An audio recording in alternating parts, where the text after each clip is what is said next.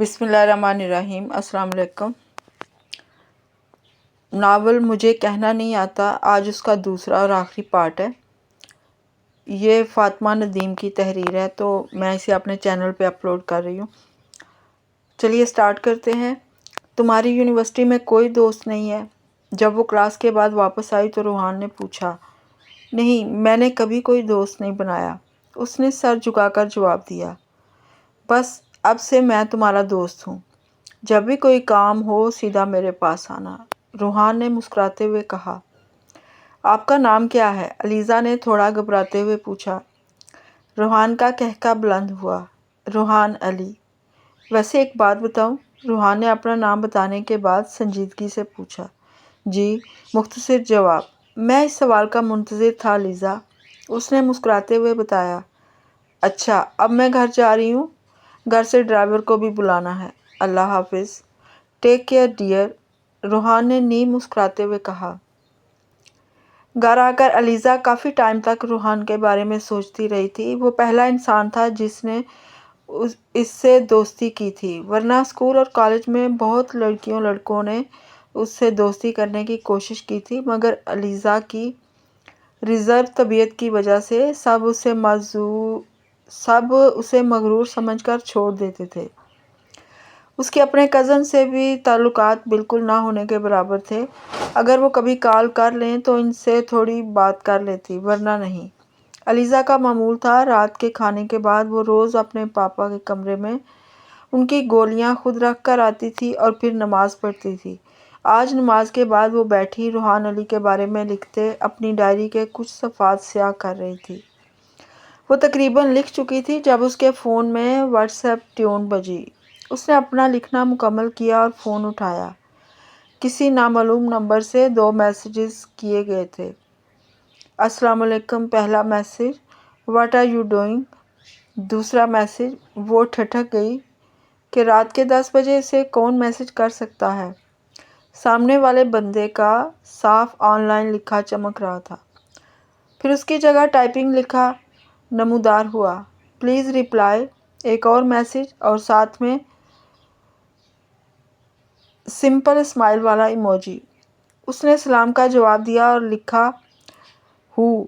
ایک اور میسیج ساتھ میں اوہ ایموجی جس کی آنکھوں کی جگہ کراس بنے ہوتے ہیں اور منہ کھلا۔ وہ حیران ہوئی۔ دوبارہ ٹائپنگ نمودار ہوا، مادام آج ہی دوستی کی اور آج ہی بھول گئیں۔ ساتھ میں آنسو والا ایموجی۔ روحان، اس نے لکھ کر بھیجا۔ ہائے شکر یاد آ گیا۔ ساتھ میں 2 دانت اور چشمے والا ایموجی۔ آپ کے پاس میرا نمبر کہاں سے آیا؟ اس نے پوچھا۔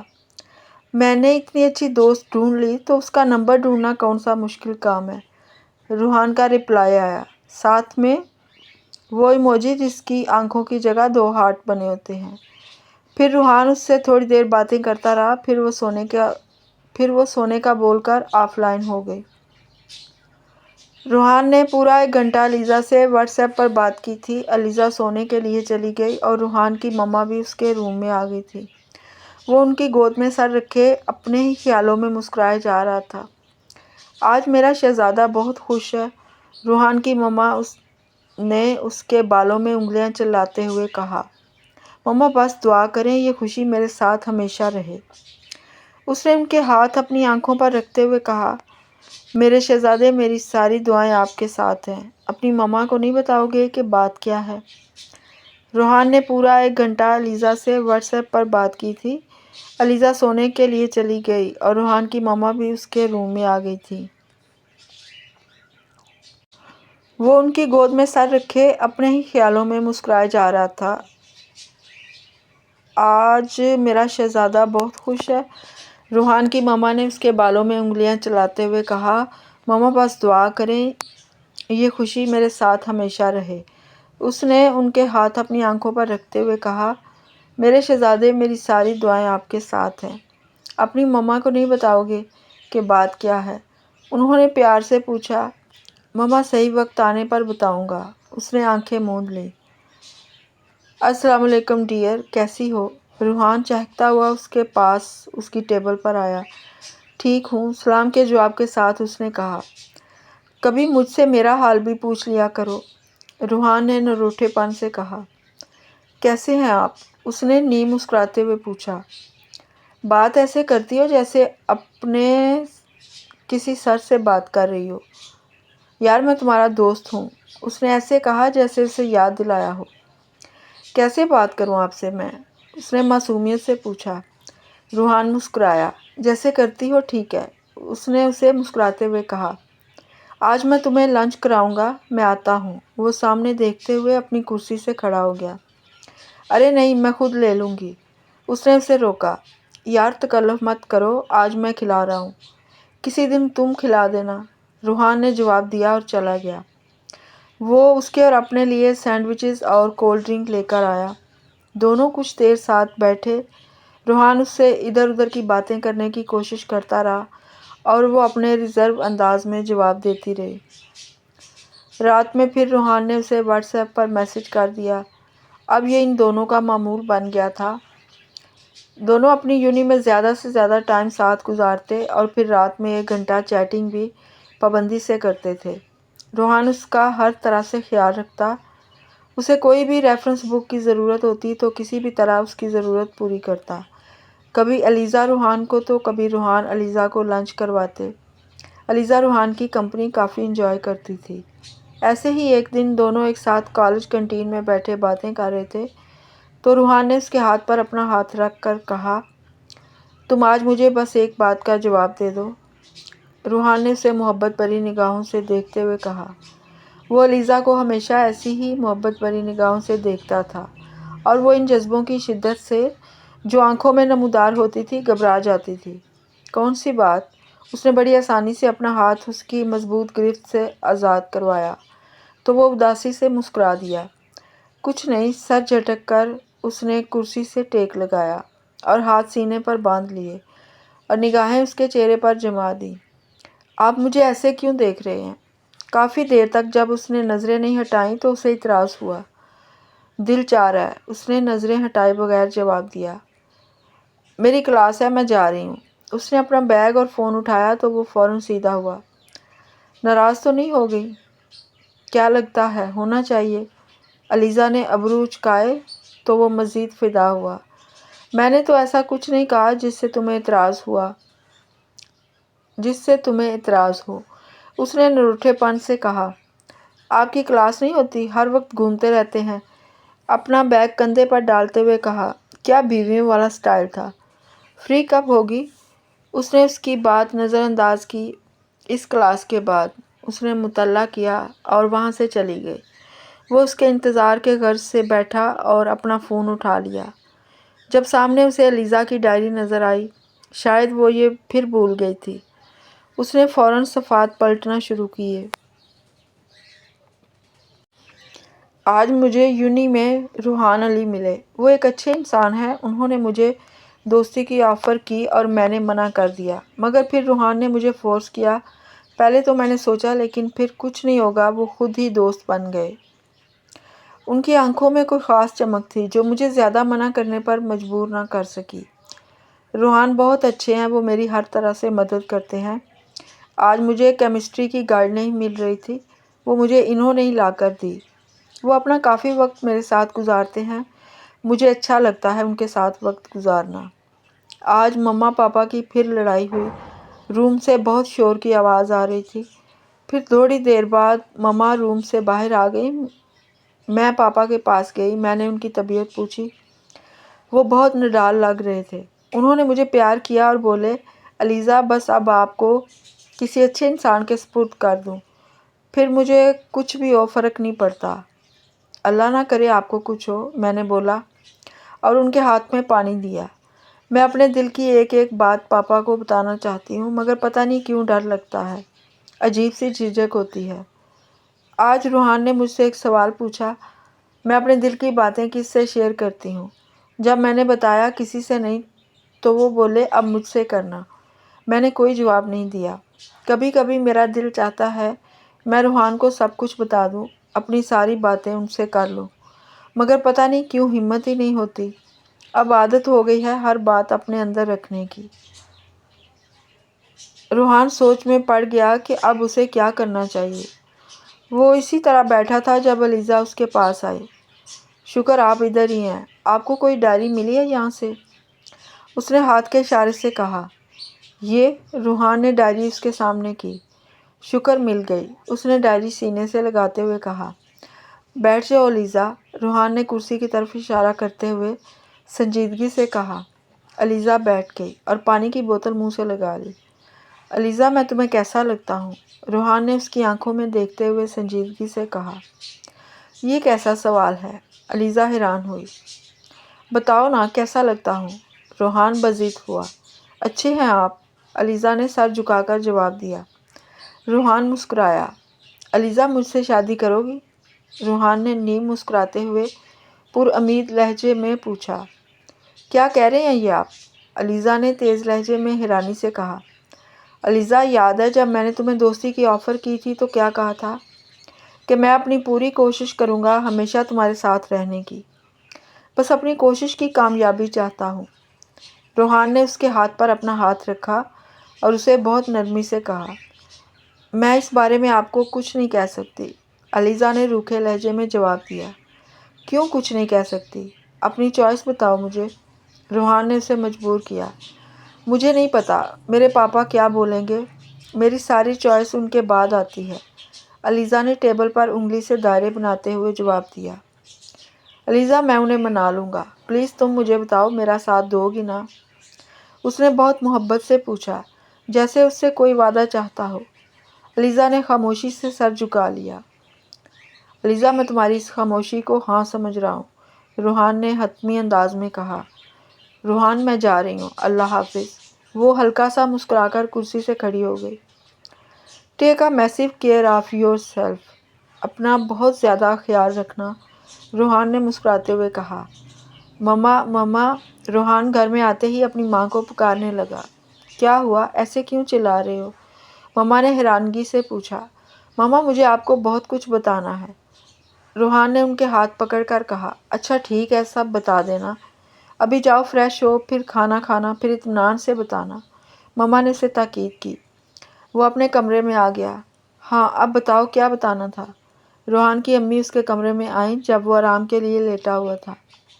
ہاں بتاتا ہوں، وہ اٹھ کر بیٹھ گیا۔ دونوں آمنے سامنے بیٹھے ہوئے تھے، اس کی امی اسے مسکرا کر دیکھ رہی تھی۔ سمجھ نہیں آ رہا کیسے بتاؤں، اس نے ادھر ادھر دیکھتے ہوئے کہا۔ شروع سے بتاؤ، اس کی امی نے اسے بغور دیکھتے ہوئے کہا۔ وہ اپنی مما کے سامنے بالکل چھوٹا بچہ بن جاتا تھا۔ مما 2-3 مہینے پہلے ایک لڑکی علیزہ نور میری دوست بنی تھی، بنی نہیں تھی، میں نے بنایا تھا۔ اس نے شروع سے آج تک کی ساری بات اپنی مما کے گوش گزار کر دی۔ روحان اگر آپ کو وہ لڑکی اتنی زیادہ پسند ہے تو ٹھیک ہے، اگر آپ کے حق میں بہتری ہوئی تو میرے شہزادے کو شہزادی مل جائے گی، انہوں نے اس کے سر میں ہاتھ پھیرتے ہوئے کہا۔ وہ ان کی گود میں لیٹ گیا تھا۔ اس کا مطلب آپ علیزہ کے پیرنٹس سے بات کریں گے؟ روحان نے جوش سے کہا۔ بالکل کریں گے، لیکن روحان ابھی نہیں، ابھی اگلے مہینے سے آپ کے ایگزامز ہیں، پھر آپ پاپا کی فرم جوائن کرو گے، اس کے بعد ہم علیزہ کے پیرنٹس سے بات کریں گے، اس کی امی نے اسے سنجیدگی سے سمجھایا۔ مطلب 3 مہینے بعد؟ چلو ٹھیک ہے، صبر کا پھل میٹھا ہوتا ہے، اس نے اپنے آپ کو اطمینان دلایا۔ دل ہی دل میں اس نے سوچ لیا تھا کہ اب وہ علیزہ سے 3 مہینے بعد ہی کوئی رابطہ کرے گا، اس سے پہلے نہیں۔ چلو اب آپ آرام کرو، میں جا رہی ہوں، اس کی مما نے اس کی پیشانی چوم کر کہا۔